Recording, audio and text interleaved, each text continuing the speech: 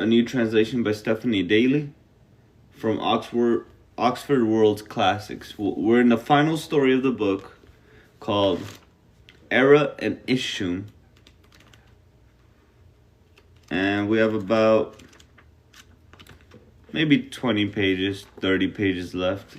And that's it. And then we'll be moving on for my first sci-fi opera, The God in Moat's Eye. No, The Moat in God's Eye. Which will be the longest book I ever read. Hopefully it's good. And then we'll be reading Salem's Lot. After Salem's Lot, I think we'll be doing maybe Michael Crichton's The Andromeda Strain. Hopefully the Red Pyramid will be soon. I'm in the middle of it. It's at work and I can't pick it up until Tuesday. So I got like 1 or 2 more days.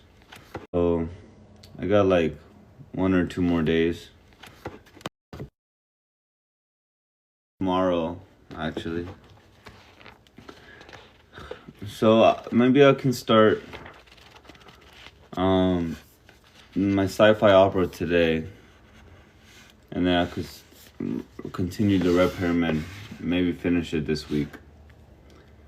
But we're gonna begin Erra and Ishum, and we're gonna be reading the introduction.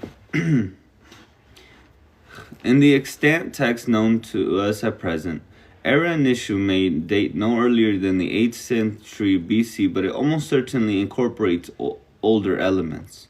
It consists of 5 tablets comprising some 750 lines. The final tablet is shorter than the others. Tablets with the text come from both Assyria, Nineveh, Ashur, Sultan Tepe, and Babylon. Babylon, Tel Hadad. The main tablet from Ashur takes the form of an amulet. The introductory lines belong to the genre associated with oral narrative in standard Babylonian compositions, in which the poet in the first person declares the main theme of the subject. Similar introductions are found in the standard versions of Anzu and of Gilgamesh. A few questions have been found in the inscriptions of Sargon II and his contemporary in Babylon, the notorious Merodach Baladan II of the late 8th century, but those kings may have been quoting from the work because it was popular then, and not necessarily because it was composed at that time. Although the various tablets show very little textual variation, much more variation is exhibited in extracts, which were written commonly on amulets, and they show that different versions did indeed exist, perhaps due to oral tradition.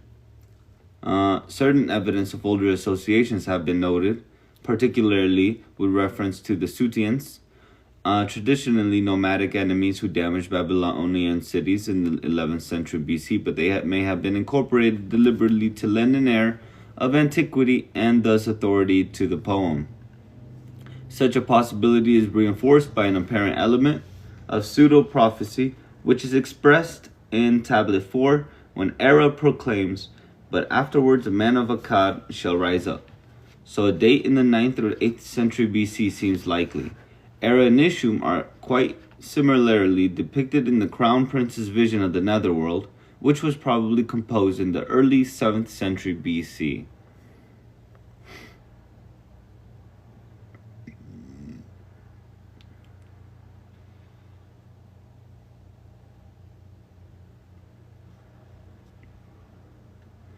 Erra, also known as Nergal, one main subject of the poem, and a great god in the Mesopotamian pantheon, whose aspect as a god of plague and lord of the underworld made him particularly unpredictable and awesome, partially assimilated with Gilgamesh on the one hand and with Heracles on the other. He was a fertility god, patron of copper smelting, controller of both wild and domesticated animals, and his weapon was floods and mountain torrents. As consort of the great fertility and goddess Mami, he had succeeded the Sumerian god Shulpe as a heroic warrior of sudden and uncertain changes of mood. The poem presents him as an effective challenge to Marduk, now represented as the disgruntled and senile god of Babylon. No way.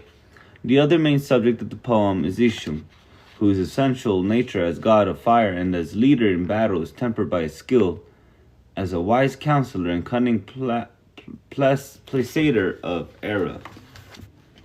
What's placater? Let's find out.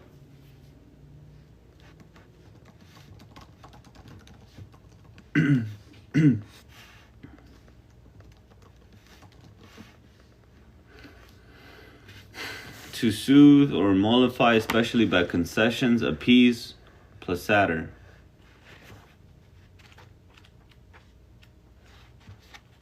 The poem does not describe a clear narrative of specific events, but rather consists of direct discourse in which the poet Erra, Ishum, and Marduk all make speeches, mostly in a rhetorical and declamatory style.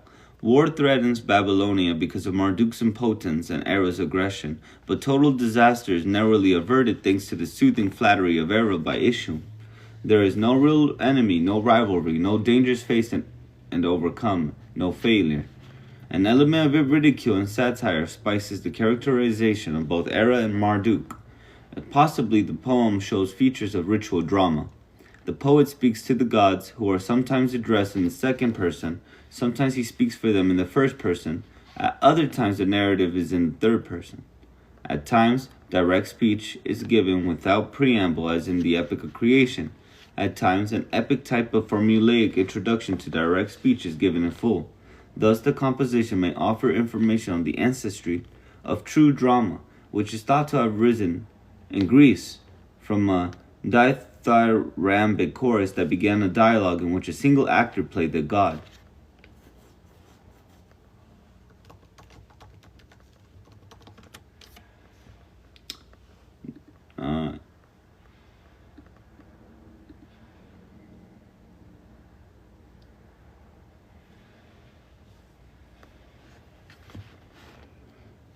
As for the purpose and form of the work, it is generally reckoned that it refers to the recent past history and tribulations of Babylonia, which will now be put to right by the new man of Akkad, perhaps Nabonassar or Merodach Baladan II, and the poem relates the events in a didactic manner.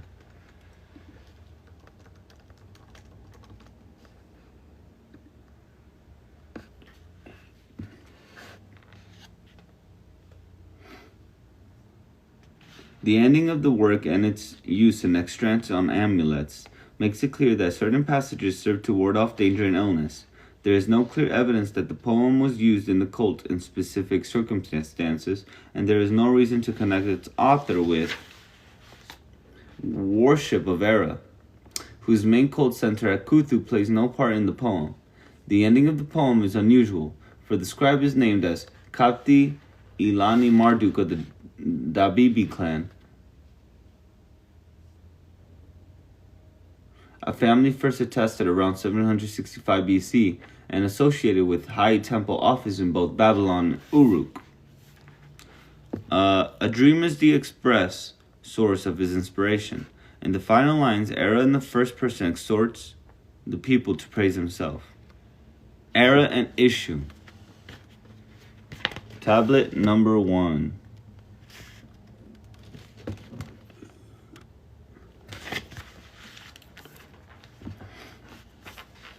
Let's see what they look like.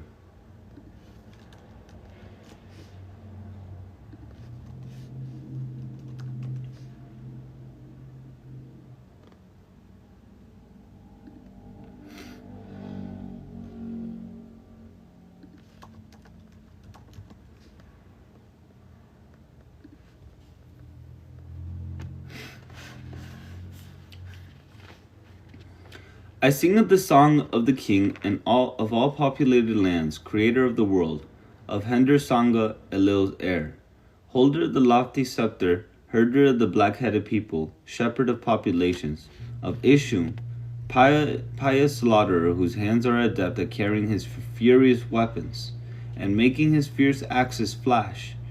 Erra, warrior of gods, was stirring at home. His heart urged him to make war. There's 2 notes.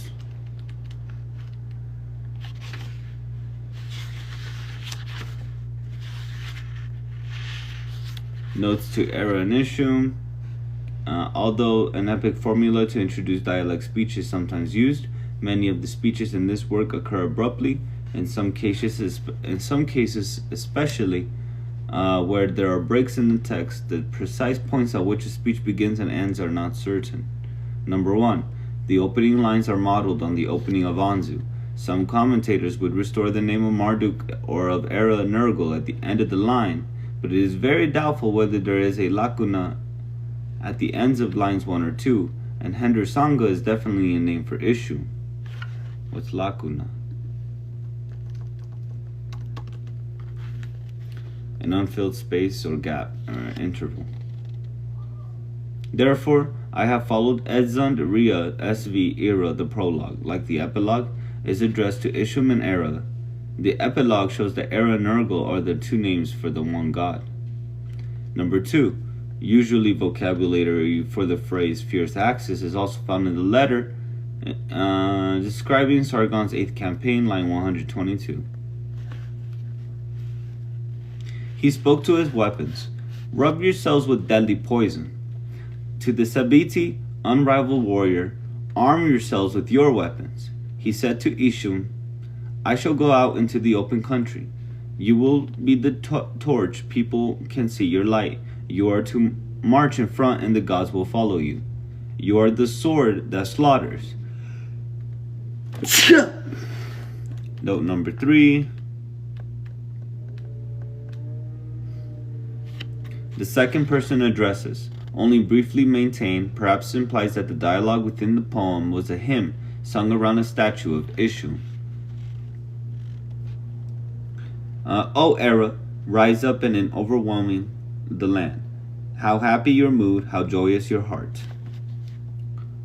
These two lines read like the exclamation of a chorus tinged with sarcasm. Yet Erra himself felt as weak as a man short of sleep, saying to himself, should I rise or sleep? He told his weapons, stay propped in the cupboard. To the Sabiti, unrivaled warrior, go back to your home. Until Ishum rouse him, he will stay asleep in bed. Enjoy himself with Mami, his lover.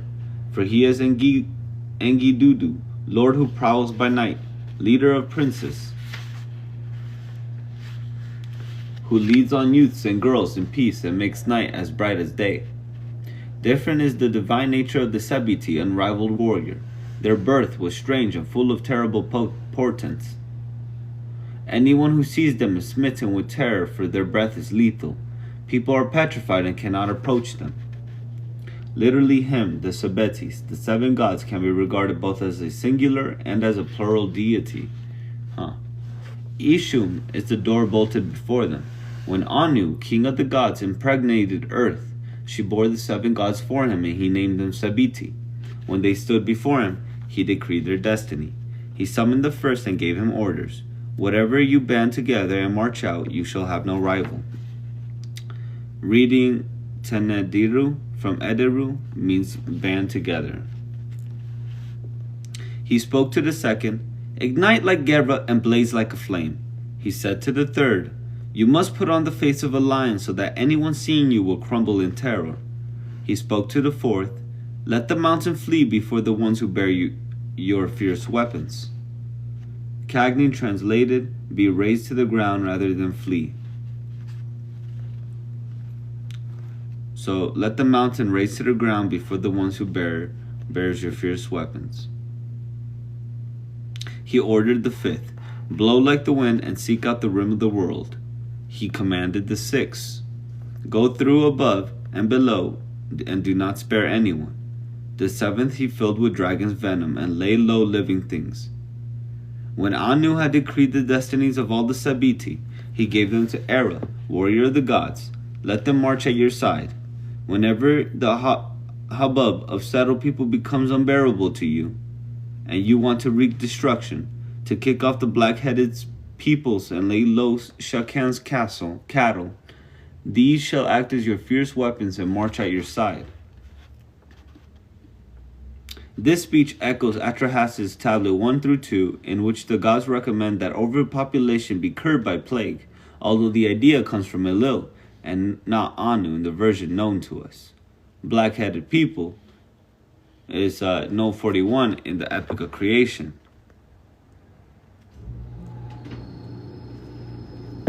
which states, is normally understood to be a poetic term for mankind in general, and may also imply contrast with fair-headed people living among the bounds of ancient Mesopotamia.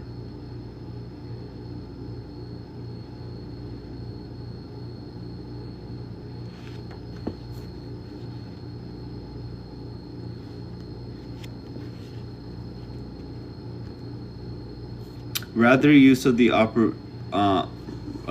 of the overpopulation theme for Atrahasis.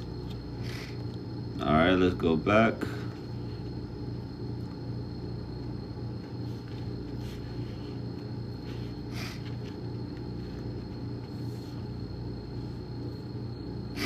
They were indeed fierce, and their weapons rose up. They said to Erra, "Rise, stand up. Why do you want to stay in a town like a feeble old man? How can you stay at home like a lisping child?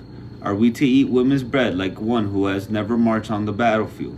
Are we to be fearful and nervous as if we had no experience of war? To go on the battlefield is as good as festival for young men. Anyone who stays in town, be he a prince, will not be satisfied with bread alone. He will be vilified in the mouths of his own people and dishonored. How can he raise his hand against one who goes on to the battlefield? However great the strength of one who stays in town, how can he prevail over one who has never been on the battlefield? City food, however fancy, cannot compare with what is cooked on the embers. Best beer, however sweet, cannot compare with water from a waterskin. A palace built on a platform cannot compare with the shelters of a camp. Go out to the battlefield, warrior Erra, make your weapons resound.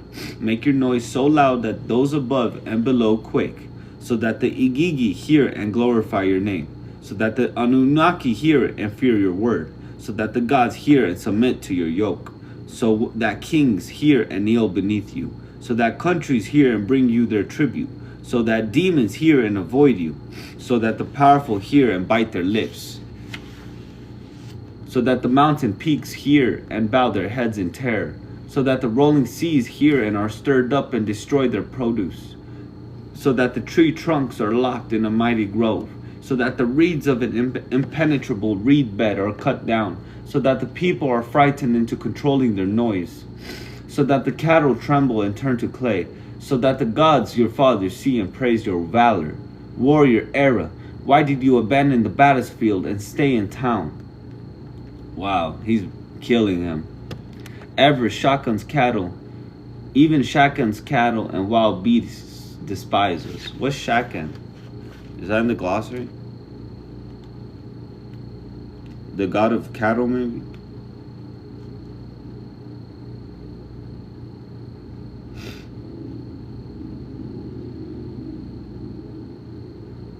God of cattle and of herdsmen, often paired with Anshan, the grain god, also pronounced Shahan. I was right.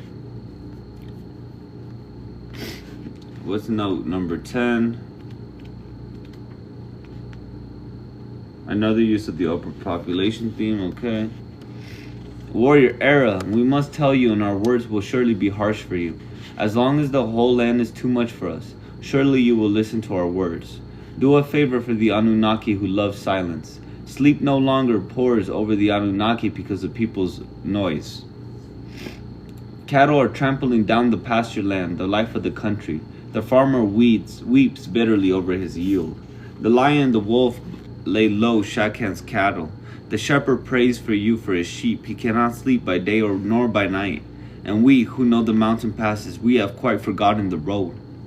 Spiders' webs are spun over our campaign gear. Our trusty bows have rebelled and become too tough for our strength.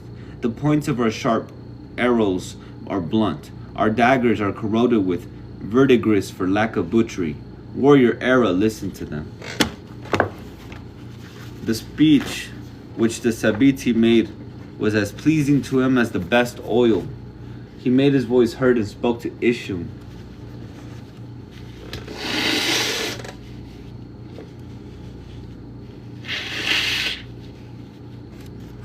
Let's see what he says to Ishum. I forgot who's speaking because it sounds like someone was just speaking to Erra, so I'm not sure who's talking. How can you listen and stay silent? Open up a path and let me take the road. Let me appoint to this ability unrivaled warrior too. Make them march at my side as my fierce weapons. Note number 11 says, reading, Lupid, appoint rather than Lupid, draw them, Cagni. Alright. And as for you, go ahead of me, go behind me.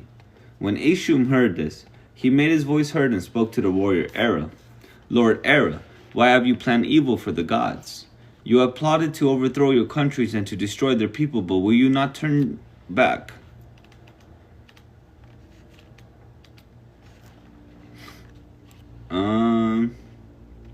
He felt compassion, man. Erra made his voice heard and spoke, addressed his words to Ishum, who marches before him. Ishum, be silent and listen to my speech about settled people whom you say I should spare. Wise Ishum, who marches in front of the gods, whose advice is good. In heaven I am a wild bull, on earth I am a lion, in the country I am king, among the gods I am fierce. Among the Igigi I am the warrior, among the Anunnaki I am powerful. Among cattle I am the smiter, in the mountains I am a wild ram.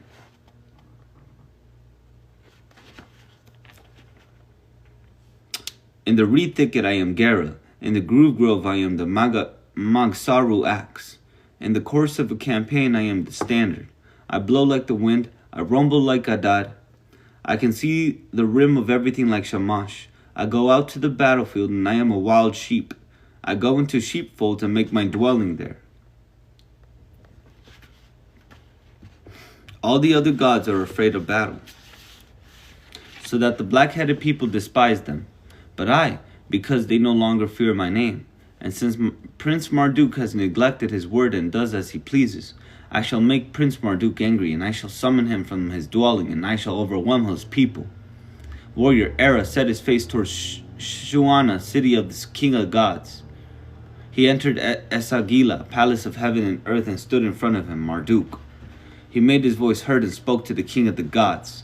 Why does the finery, your lordship, adornment, which is full of splendor like the stars of heaven, grow dirty? The crown of your lordship, which made Halanki shine like Tamin Anki, its surface is tarnished. The king of gods made his voice heard and spoke, addressed his words to Erra, warrior of gods. Warrior Erra, concerning that deed which you have said you will do. A long time ago, when I was angry and rose up from my dwelling and arranged for the flood, I rose up from my dwelling and the control of heaven and earth was undone.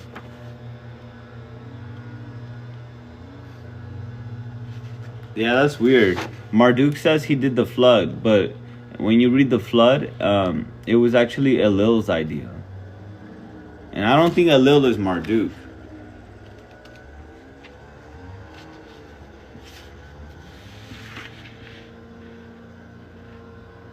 Yeah, Marduk is just the patron god of Babylon.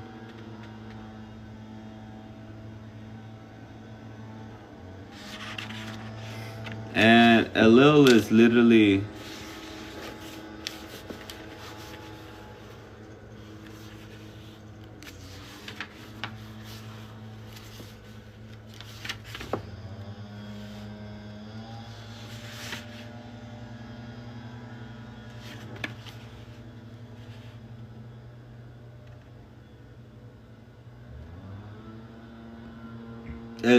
Erra is the god of war, and Elil is supposed to be, I can't find his name. God whose nature and attributes are still uncertain, head of the younger generation Sumerian and Akkadian gods. Okay, so he's like a teacher of gods.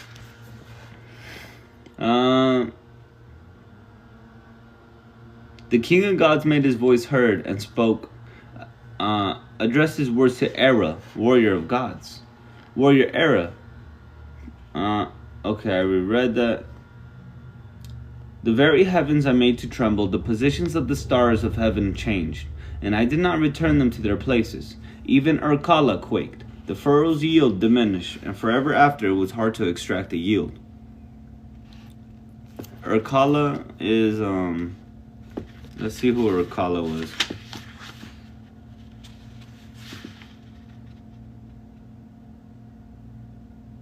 Great city. Like in the underworld, maybe? Even the control of heaven and earth was undone. The springs diminished, the floodwater receded. I went back and looked and looked. It was very grievous. The remaining offspring of living things was tiny, and I did not return them to their former state. To the extent that I was like a farmer who can hold all his seed corn in his hand, I made a house and settled into it. It says read note 16.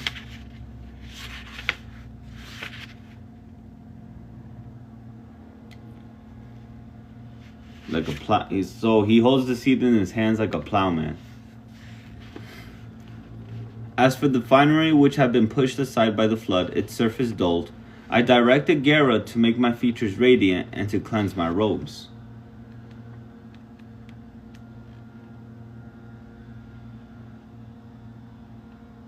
Marduk refers to himself as a statue, made of jewels and stuff.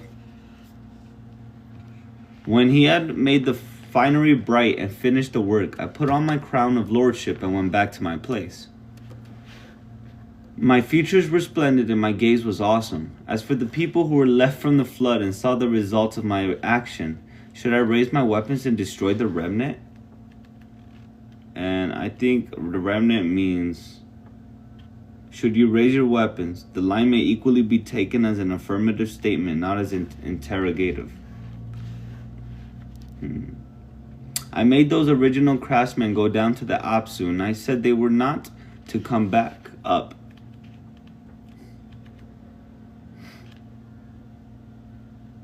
These craftsmen are the 7 sages. Okay? I changed the location of the Mesu tree and of the El Mesu stone and did not reveal it to anyone. There's a lot of notes. Of the Mesu tree, although a translation amber has been suggested, amber seems not to have been used in ancient Mesopotamia. The word is sometimes used with glass and may perhaps be rock crystal. Mesu may have been a rosewood with wider mythical connotations.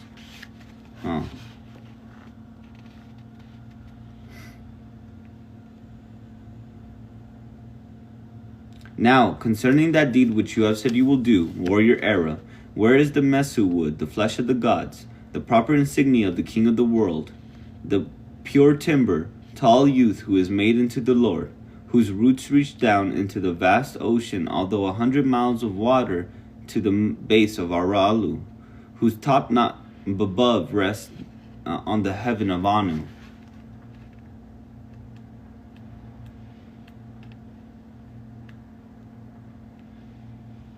The wood was used to make the gods' basic statues, which were adorned with inlay.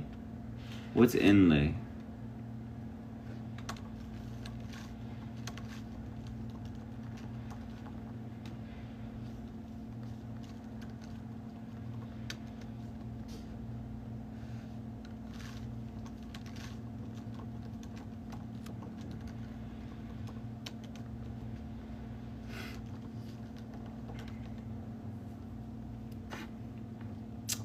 And bending pieces of a different material with it, flush with its surface. A design pattern or piece of material inlaid in something. Okay. What's Apu? He's like a god, right? I don't know. Let's go read more notes.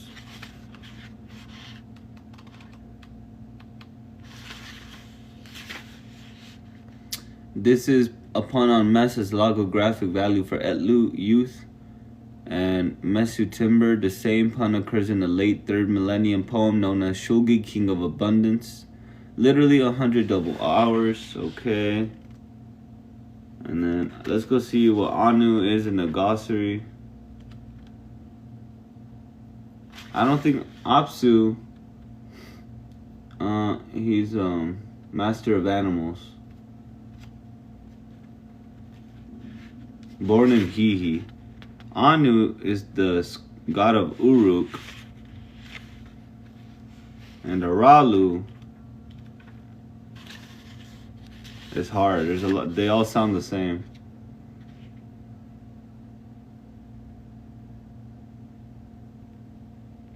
They don't have a definition for Aralu.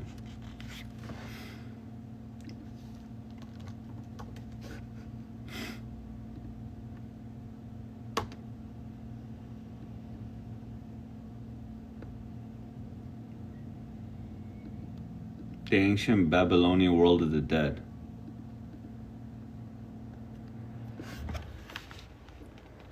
Where is the pure Zaginduru stone which threw away? Where is Nin Ildu, the great carpenter god of my Anu power, who carries the pure axe of the sun and knows timbers?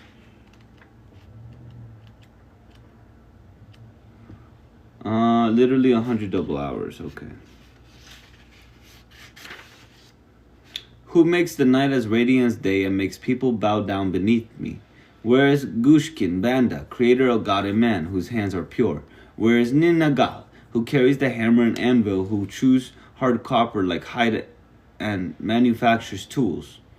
Where are the precious stones, produce of vast ocean, fitting ornament for crowns? Where are the 7 sages of the Apsu, the holy carp who are perfect in lofty wisdom like Ea, their Lord, who can make the body holy?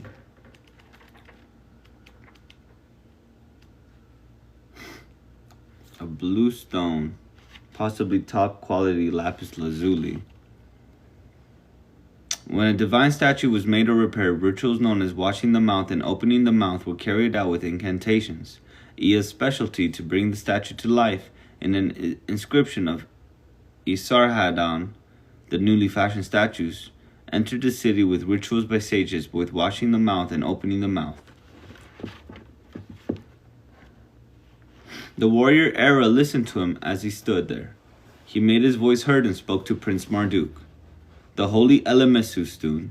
When Marduk heard this, he made his voice heard and spoke to warrior Erra. I shall rise up with my dwelling, and the control of heaven and earth will be undone. The waters will rise and go over the land. Bright day will return into darkness. A storm will rise up and cover the stars of heaven. An evil wind will blow, and the vision of people and living things will be obscured. Galu demons will come up and seize those who are undressed, will be the one who opposes them. The Anunnaki will come up and trample on living things, until I gird myself with weapons who can make them go back. When Erra heard this, he made his voice heard and spoke to Prince Marduk. Prince Marduk, until you re-enter that house and Gera cleanses your robes and you return to your palace, until then shall I rule and keep firm control of heaven and earth. I shall go up into heaven and give orders to the Igigi. I shall go down to the Apsu and direct the Anunnaki. I shall send ferocious Galu demons to Kurnugi, and I shall set my fierce weapons over them. I shall tie the wings of the wicked wind like a bird. At that house which you shall enter, Prince Marduk, I shall make Anu and Enlil lie down like bulls, to right and left of your great gate. Prince Marduk listened to him, and the speech that Erra made was pleasing to him. He rose up from his inaccessible dwelling and sat his face towards the dwelling of the Anunnaki. And that's the end of tablet 1. I think there's like 6 or 7 tablets in this story, so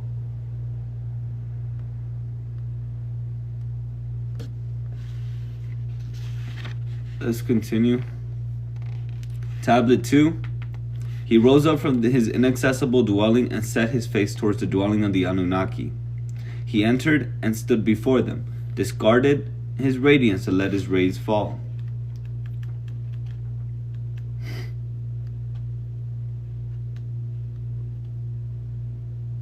The idea that a god is made powerless when divested of his rays or mantle of radiance is also found in the episode of Humbaba and Gilgamesh. Because he had set his face towards another place and no longer the earth, the winds rose up, and bright day was turned into darkness. Of the land together went up, and the bottom of, all of the rim of. Then there's a gap of about 7 lines. The crown, his heart, of the governor, the mantle of radiance. Let Ea in the Apsu, let Shamash see, and let the people, let Sin look and add his sign to the land.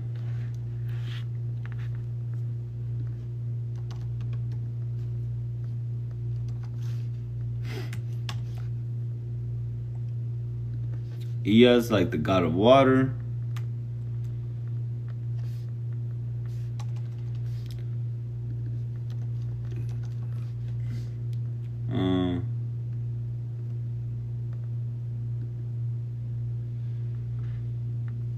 Apsu is the lover of Tiamat, I think.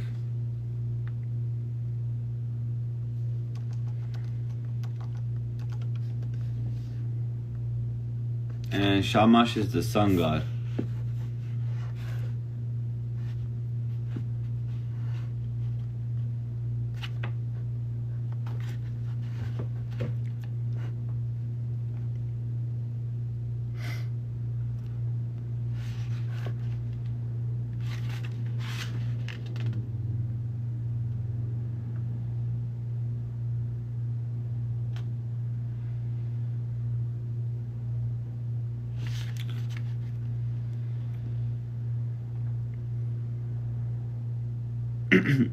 The mantle, okay. Concerning that work, Ea is expert. The warrior Erra was filled with anger. Why?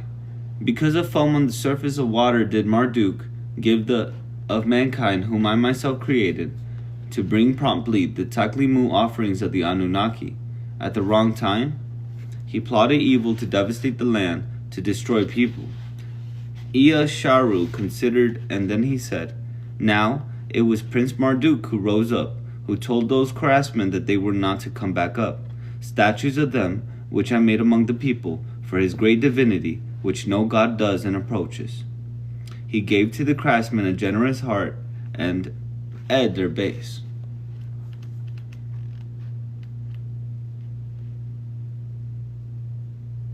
Where the god does not go, they draw near. He bestowed on them wisdom and made their handiwork beautiful. They made that finery radiant and more choice than before. The warrior Erra stood before him night and day without cease. Whatever was placed there to make the finery radiant for the King of Kings, he would say, you can't come near the work. I shall cut off his life, I shall stretch out his. Hasten to the work, has no rival, shall rival princes. His head made his finery radiant. At his door, King Shamash was clothed, set down his dwelling, light was established, assembled. Marduk. 8 lines fragmentary. The King of Gods made his voice heard and spoke. They will go up to heaven, return to your dwelling. Upon your cheek, their people, you did not turn back. Spoke to the gods of the day. Then there's a gap of about 17 lines. Father of the gods, Elil. The gods, all of them in among Shakan's cattle, all of them. Erra among all the gods, among the stars of heaven, the fox star, was twinkling and its rays to him.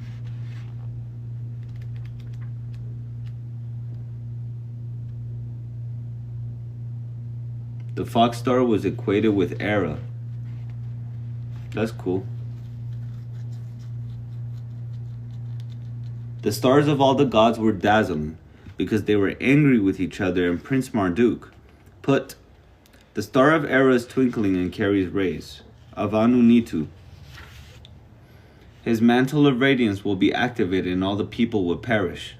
As for the dazzling stars of heaven that carry a sword, as for the titch of creation, the ant, it does not.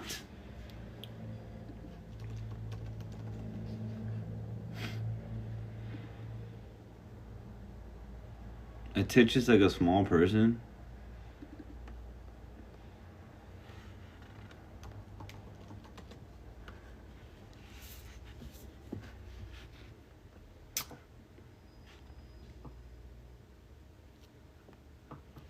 Among Shakan's cattle, their astral image is that of the fox.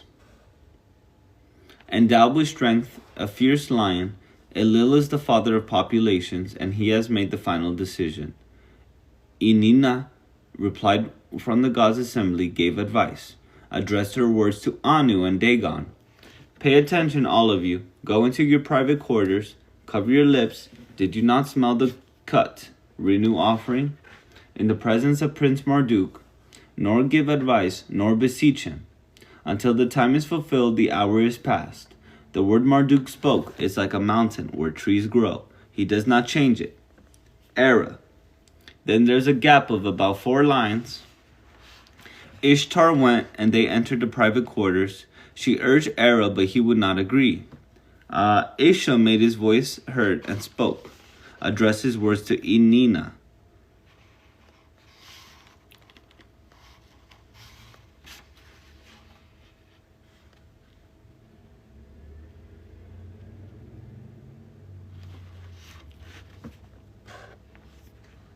He has ill-treated. Erra is angry and will not be silent. Let the mountains be at peace to him. Elil's lofty son, who does not take the road without the leader Ishum, entered Emeslam and made his dwelling there. He deliberated with himself concerning that work.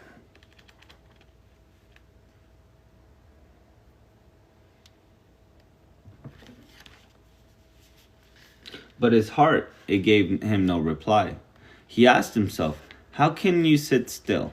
Open up a path and let me take the road. The time has elapsed, the hour has passed. I promise that I shall destroy the rays of the sun. I shall cover the face of the moon, and in the middle of the night I shall say to Adad, hold back your well springs, drive away the clouds and cut out snow and rain. To Marduk and to Ea I shall bring a reminder. He who grows up in times of plenty shall be buried in times of deprivation. He who travels out on a path with water shall return along a way of dust storms. I shall say to the king of the gods, stay in Esagila. They will do as you have told them. They will carry out your command in full. The black-headed people will revile you, and you will not accept their prayers.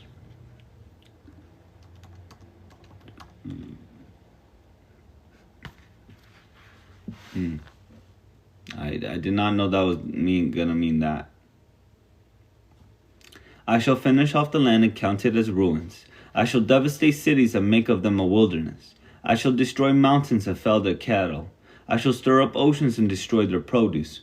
I shall dig out reed thickets and graves, and I shall burn them like Erra. I shall fell people, and I shall leave no life. I shall not keep a single one back.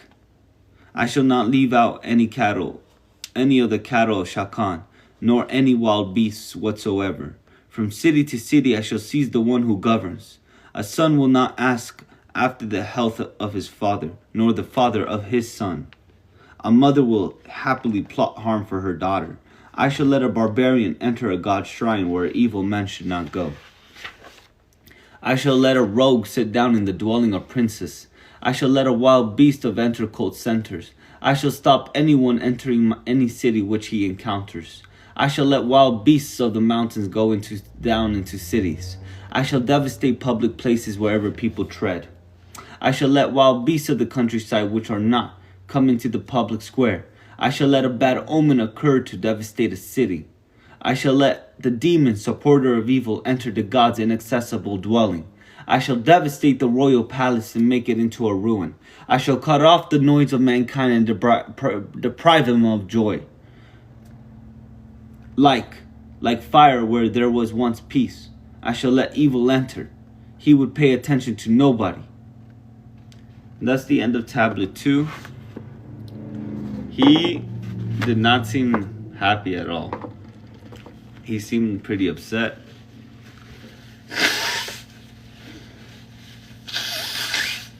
That sounded like a... Now, Erra is the god of war, so maybe that sounded like Erra, I guess, but for some reason, I think it was Ishum, but it was probably Erra.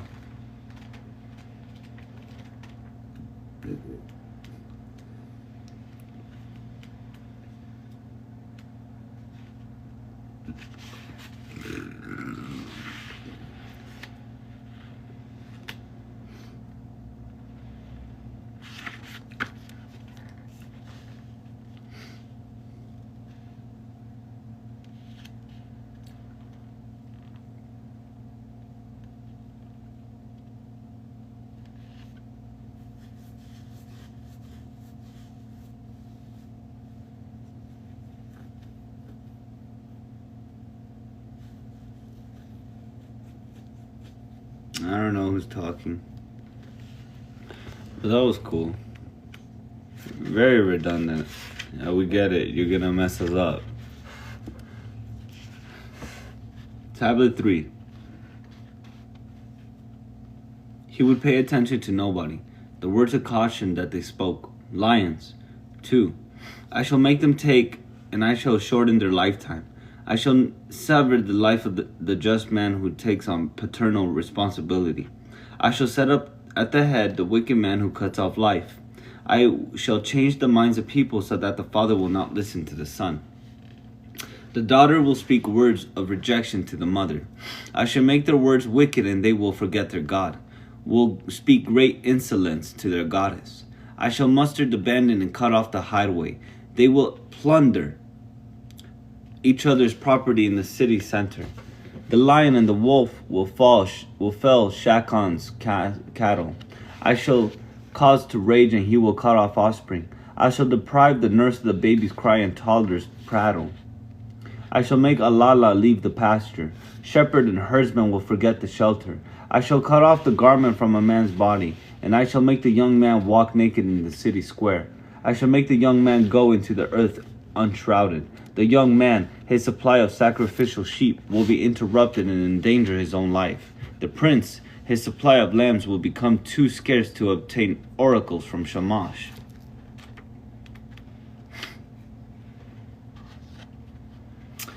No, regards extra spicy. Extra spicy is reading omens. The sick man will demand roast meat perversely to satisfy his craving. He will not free, for he will go. I shall stop the steeds of princes. I shall cut off. I shall cause to seize. Then there's a gap of uncertain length.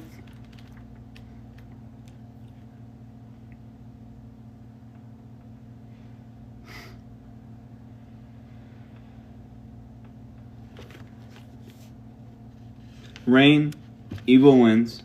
Then there's a gap of uncertain length. We already read that. Oh wait, no. It does it again, actually. You have set up the weapons of Kidinu men as an abomination to Anu and Dagon.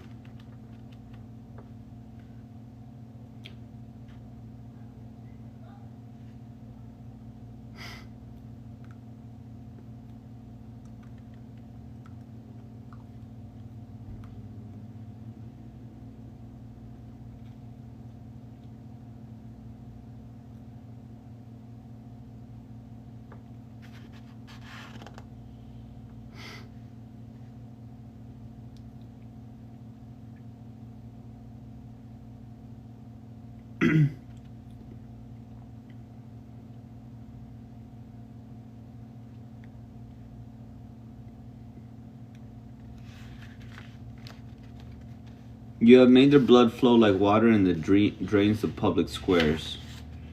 You have opened their veins and let the river carry off their blood. Elil has cried, woe, and clutched at his heart. He has risen up from his dwelling. An irredeemable curse is set in his mouth. He has sworn not to drink the river's waters. He shuns their blood and will not enter into Ikur. Erra addressed his words to Ishum, who marches before him. The Sabiti unrivaled warrior, all of them, who marches before, who like Erra, in front of the house, whom Erra, the face of a lion, in my rage, open the path, let me take the road, let me appoint the Sabiti, unrivaled warrior, make them march at my side as my fierce weapons, and as for you, go ahead of me, go behind me. Ishum listened to this speech of his. He felt compassion and said to himself, woe to my people against whom Erra rages, and whom the warrior Nergal as in the moment of battle, Asaku. His arms, like those slew the ruined god, are too weak to slay them. His net, like that which overwhelmed wicked Anzu, is spread to overwhelm them.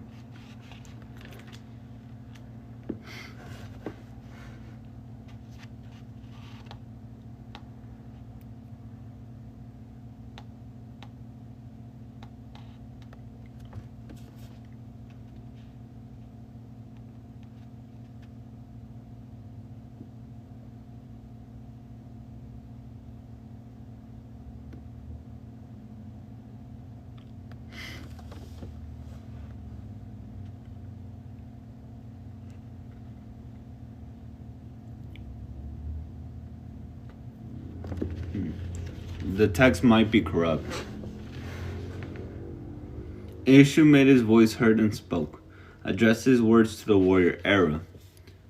How could you plot evil for gods and men, even though you have plotted evil against the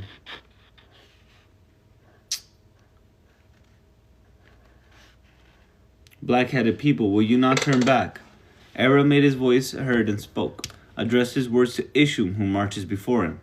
You know the decisions of the Igigi, the councils of the Anunnaki. You give the command for the black-headed people and gain their attention.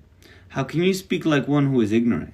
Advise me as if you did not know of Marduk's words to me. The king of gods has risen up from his dwelling, so how can all the land stay firm? He has taken off his lordly crown. King and princes will forget their rights. He has undone his girdle. The belt of God and man is loose and it cannot be retied. Furious Erra has made his finery bright as day, and has displayed his radiance. He holds a mace in his right hand, his great weapon. The glance of Prince Marduk is terrifying. Yet to me you speak. Leader of the gods, wise Ishum, whose counsel is good, how can you now sit and... Was Marduk's word not pleasing to you? Ishum made his voice heard and spoke to warrior Erra. Warrior Erra, trample on the people land. Where the cattle? The reed thicket and grove which... Now as for what you say, warrior Erra, one was put in charge, but you killed 7 and did not spare one. Cattle. Erra, you clash your weapons together and the mountains shake, the seas surge. At the flashing of your sword, they look towards the mountain, the palace. Then there's a gap of uncertain length. Ishum made his voice heard and spoke to warrior Erra. Warrior Erra, you hold the nose rope of heaven. You control the whole earth, and you rule the land. You made the sea rough and encompass mountains. You govern people and herd cattle. Eshara is at your disposal. E and Gura in your hands. You look after Shuana and rule Esagila. You control all the rights and the gods respect you. The Igigi revere you. The Anunnaki fear you. Elil agrees with you. Does conflict happen without you, or warfare take place in your absence? The armory of war belongs to you, and yet you say to yourself, they despise me. Oh, warrior Erra, did you not fear Prince Marduk's name? That's the end of tablet 3. We're moving on to tablet number 4. Oh, warrior Erra, did you not fear Prince Marduk's name? You have untied the bond of Dimkurkura, city of the king of the gods, the bond of lands. You have changed your divine nature and become like a human. Anything but human.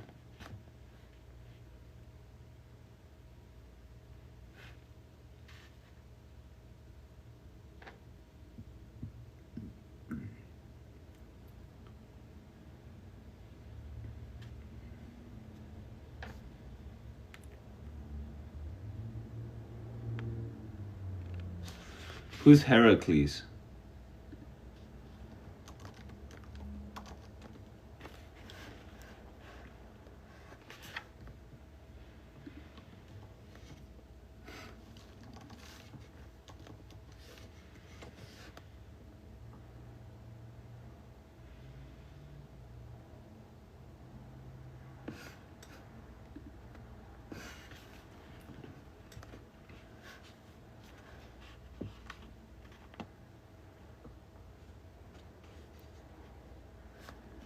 You have doomed your weapons and entered into the heart of Babylon and have spoken like a braggart, that you would seize the city.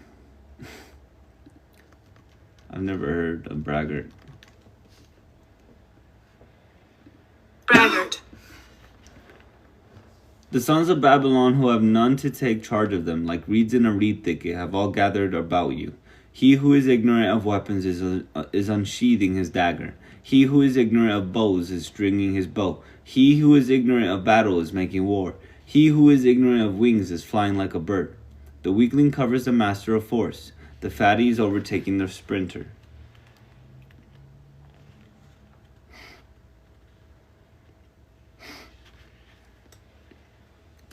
To the governor in charge of their shrines, they utter great blasphemies. Their hands have dammed up the city gate of Babylon, the artery of their wealth. They have thrown firebrands into the shrines of Babylon like looters of the country. You are the one who marches at the head, and you take the lead for them.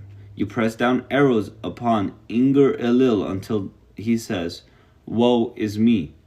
You have founded a dwelling for Murrah, keeper of its city gate, in the blood of young men and women.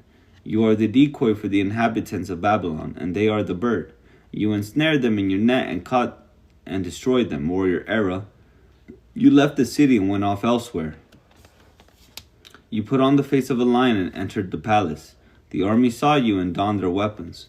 The governor, who had treated Babylon well, became enraged, directed his troops to loot like enemy looters, incited the leader of the army to crime. You are the man whom I shall send to that city. You shall respect neither God nor man. Put young and old alike to death. You shall not leave any child, even if he still sucks milk. You shall pillage the accumulated wealth of Babylon. The royal troops were put into units and entered the city. The bow twanged, the dagger pricked.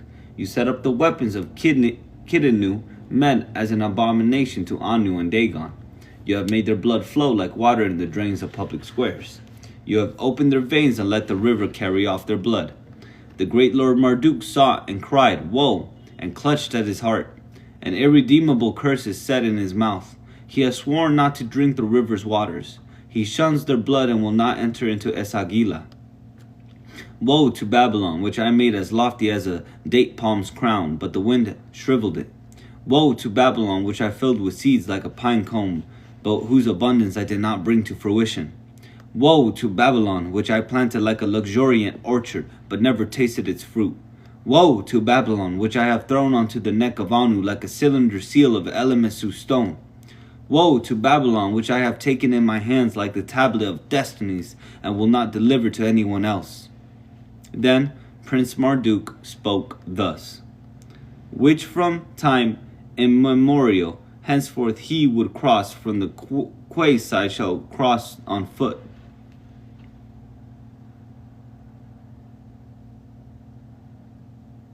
Henceforth the rope which would go down into the pit shall not save the life of a single man. Henceforth they shall drive out the deep sea, fisherman's boat 100 leagues into the vast expanse of sea water with a pole.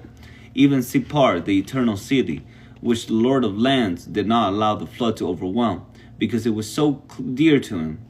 You destroyed its walls without Shamash's permission and dismantled its parapet.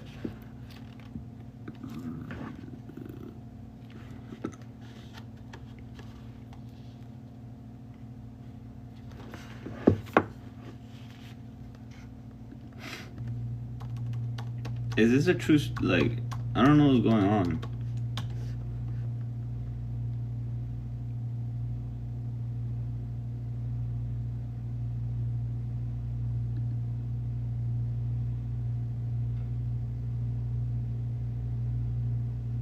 Wow. Even Uruk, the dwelling of Anu and Ishtar, city of prostitutes, courtesans, and call girls, whom Ishtar deprived of husbands and kept in her power. Sutian men and women hurled their abuse. They roused Iana, the party boys and festival people, who changed their masculinity into femininity. There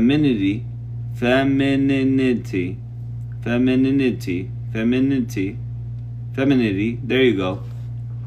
To make the people of Ishtar revere her. The dagger bearers of razors, pruning knives, and flint blades, who frequently do abominable acts to please the heart of Ishtar. You set over them an insolent governor who will not treat them kindly. He persecuted them and violated their rights. Ishtar was enraged and became angry with Uruk. She summoned an enemy and despoiled the land like standing corn before floodwater.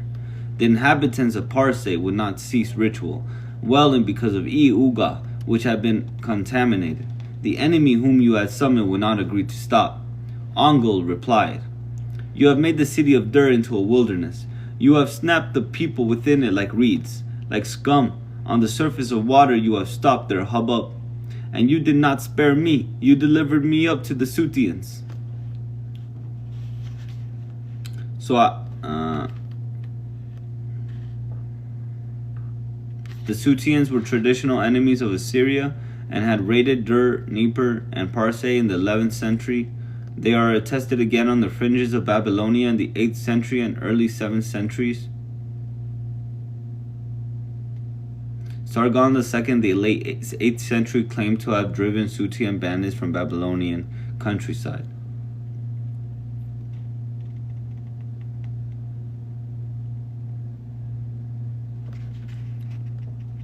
So I, because of my city Dur, shall not give fair justice.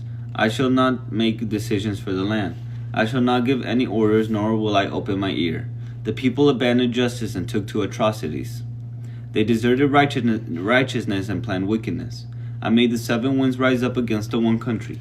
Anyone who has not died in battle will die in an epidemic. Anyone who has not died in the epidemic, the enemy will carry off as spoil. Anyone whom the enemy has not carried off as spoil, thieves will murder. Anyone whom thieves have not murdered, the king's weapon will overcome.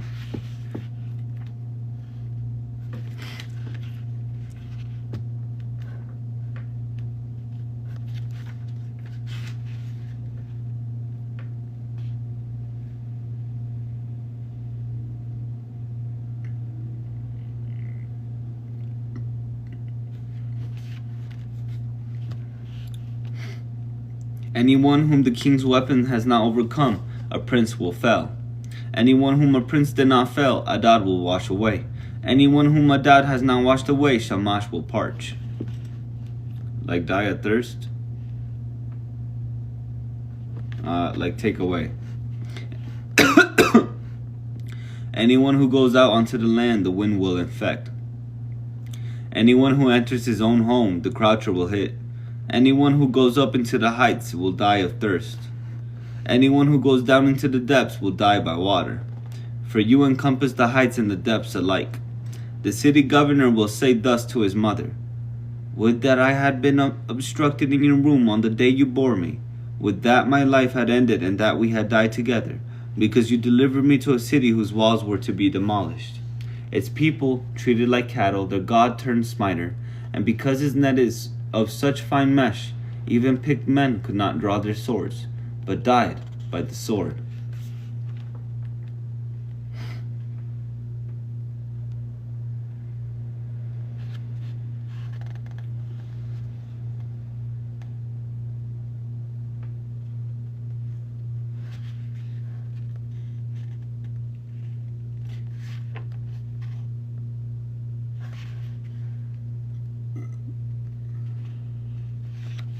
He who sired a son will say, this is my son, and I reared him, and he does good in return.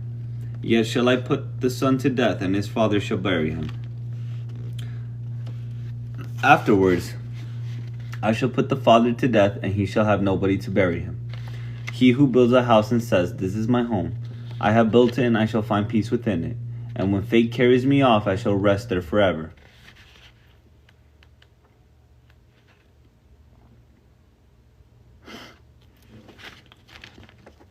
Yet shall I put him to death and vandalize his home? Afterwards it will be wrecked, and I shall give it to someone else. Ishum answers, O warrior Erra, you have put the just to death. You have put the unjust to death. You have put to death the man who sinned against you. You have put to death the man who did not sin against you.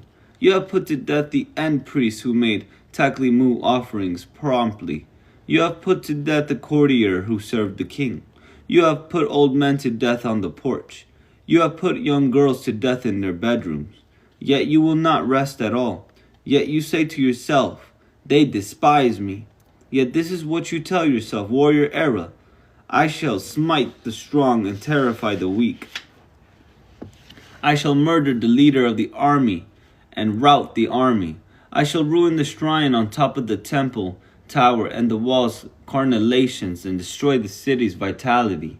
I shall tear out the mooring poles and let boats drift downstream. I shall break the rudder so that it cannot reach the bank. I shall rip out the mast and tear out its rigging. I shall dry out the breast so that the baby cannot live. I shall block springs so that small channels cannot bring the waters of fertility. I shall make Erkala quake so that the skies billow. I shall fell the rays of Shulpei and throw away the stars of heaven. The roots of trees shall be cut through so that their new growth will not flourish. I shall destroy the base of the wall so that the top of it sways. To the dwelling of the King of gods I shall go, so that counsel shall not prevail. Warrior Erra listened to him, and the words that Ishum spoke to him were as pleasing as the best oil. And warrior Erra spoke thus: Sea people shall not spare sea people, nor subartian spare subartian, nor Assyrian. Nor shall Elamite spare Elamite, nor Kassite, nor Sultian spare Sutian, nor Gutian, nor shall Lulubian spare Lulubian, nor country, nor city, nor shall tribe spare tribe, nor man, nor brother, and they shall slay one another. Damn, that was a rap right there. The sea probably refers to southern Mesopotamian people. It refers to southern Mesopotamia, where the marshlands were inhabited by several different tribes or houses. But afterwards a man of Akkad shall rise up, and fell them all, and shepherd all the rest of them.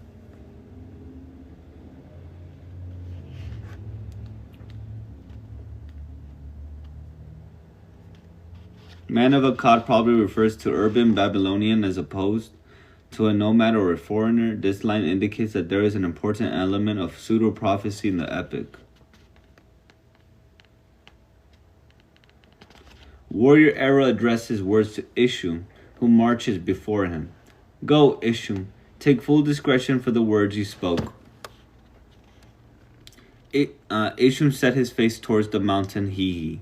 The Sabiti, unrivaled warrior, stormed behind him. The warrior arrived at the mountain Hihi, raised his hand and destroyed the mountain. Counted the mountain Hihi as flat ground. He lopped the tree trunks and in the forest of Hasuru trees. He finished off the cities and made of them a wilderness.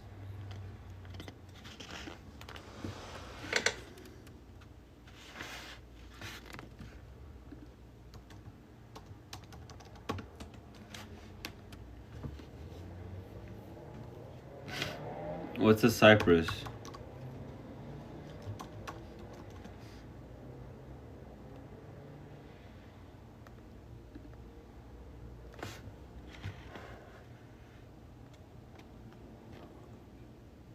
Destroyed mountains to struck down their cattle, stirred up the seas and destroyed their produce, devastated reed beds and groves and burnt them like Gera, cursed the cattle and turned them into clay.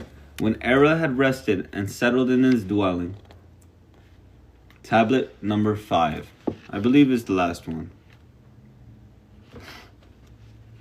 When Erra had rested and settled in his dwelling, all the gods began to look at his face. The Igigi and the Anunnaki, all of them, were standing in awe. Erra made his voice heard and spoke to all the gods. Keep quiet, all of you, and learn what I have to say. What if I did intend the harm of the wrong I have just done? When I am enraged, I devastate people. Like a hired man among the flocks, I let the leading sheep out of the pen. Like the one who does not plant the orchard, I am not slow to cut it down. Like one who plunders a country, I do not distinguish you from unjust. I fell them both. One does not snatch a corpse from the mouth of a marauding lion. And where one man is beside himself, another man cannot give advice. What would happen if Ishum, who goes before me, were not there? Where would your provider be? Wherever would your end priest be? Where would your Nindabu offerings be? You would not even smell the Kutrinu offering. Ishum made his voice heard and spoke, addressed his words to warrior Erra. Warrior, be still and listen to my words. What if you were to rest now and we would serve you? We all know that nobody can stand up to you in your day of wrath. Erra heard him, and his face brightened. His features lit up the dawning of a new day. He entered into Emislam and settled in his dwelling. Ishum called out and said the key word, began to confirm the decision concerning the scattered people of Akkad. May the reduced people of the land become numerous again. May the short man and the tall man go along its paths. May the weak man of Akkad fell the strong Sutian. May the one man drive away 7 of them as if they were flocks. You shall make their towns into ruins and their hills into wilderness.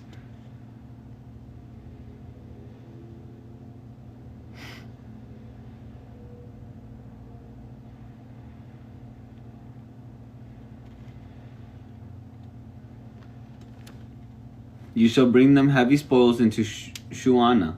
You shall put the country's gods who were angry safely back into their dwellings. You shall let Shakan and Isaba go down into the country. You shall let the mountains bear their wealth and the sea its produce. You shall let the meadowlands, which you allow to be devastated, bear their produce.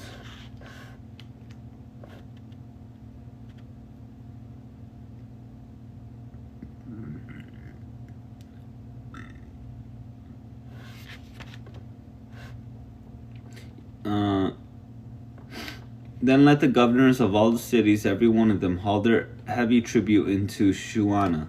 Let the temples which were allowed to become damaged lift their heads up as high as the rising sun. Let the Tigris and Euphrates bring the waters of abundance. Let the governors of all cities, every one of them, deliver up the provider of Esagila and Babylon. For countless years shall the praises of the great Lord Nergal and the warrior Ishum be sung. How Erra became angry and set his face towards overwhelming countries and destroying their people. But Ishum, his counselor, placated him so that he left a remnant.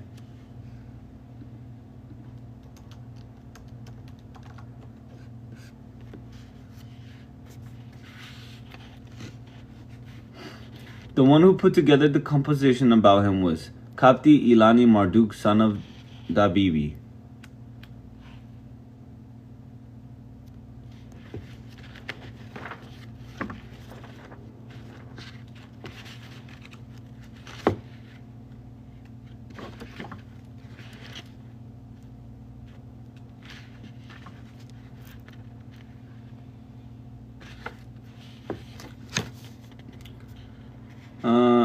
Some god revealed it to him in the middle of the night, and when he recited it upon waking, he did not miss anything out, nor add a single word to it. Erra heard and approved it, and it was pleasing also to Ishum, who marches in front of him. All the other gods gave praise with him, and the warrior Erra spoke, saying, Wealth shall be piled up in the shrine of the god who praises the sun, but whoever discards it shall never smell the Kutrinu offering.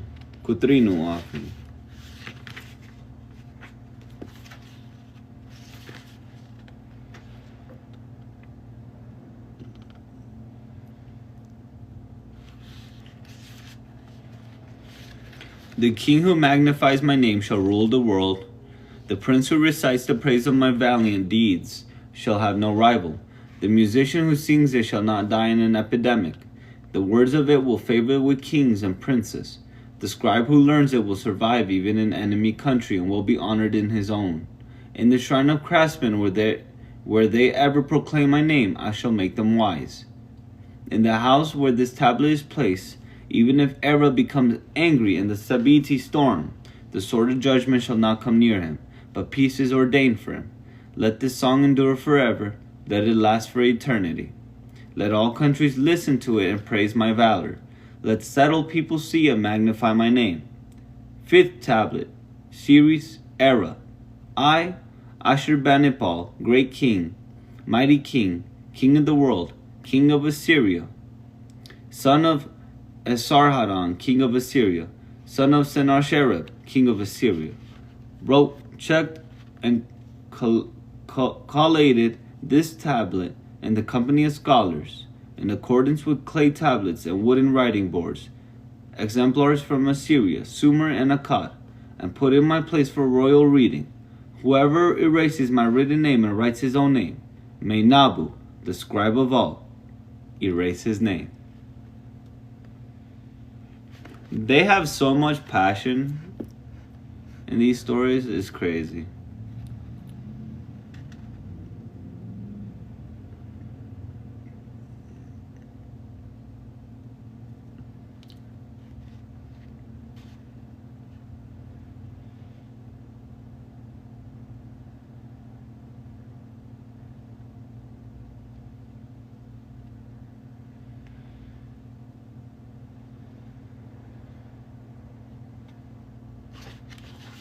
Some mythical creatures. That's the head of Humbaba. That's cool. This is Anzu. This guy was a menace. He's a menace. This is the Ugalu demon. That's the Scorpion Man. This is the Bull Man. Lamu and Lamu. The Horned Serpent. And this dog. Oh, that's... No. The dog is... This is the Mushu Dragon. Mushu Dragon. Very cool stuff. Welcome, baby bubbles. Welcome. Nice to see you. Welcome back to Vegas.